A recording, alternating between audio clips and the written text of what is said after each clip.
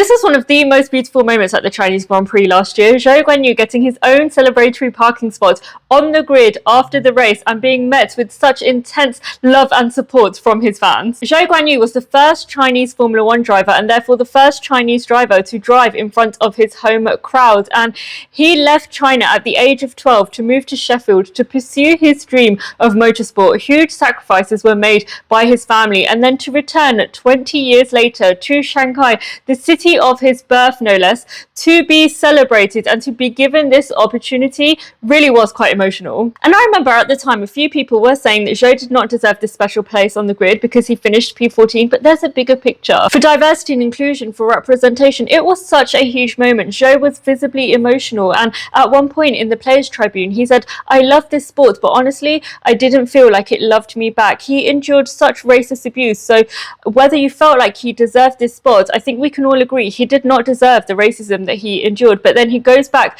to the Shanghai International Circuit and is met with applause, love, cheers, warmth. Like, it was beautiful. He was there with his people, his family, his fans. He was seen. This moment wasn't just a moment for Zhou Guanyu, it was for all of the youngsters around the world, but particularly in China, to look up to somebody and to see somebody as a role model. As we know, the motorsport culture in China isn't huge, but Zhou is helping to bridge that gap. For those that didn't understand why this was such a big moment, I feel like for those people, they've not had to struggle to find somebody that looks like them in a sport that they love, and those comments come from a place of privilege. It seems like a small moment, but the impact of it was so far wide-reaching, and I feel like if you can do something like this, why would you not? Sure, Zhou Guanyu didn't get the results that he would have wanted in this race, but the impact and the legacy that it leaves is something that I will always think about. I think it's one of the most important moments, not just in Chinese Grand Prix history, but in Formula One history.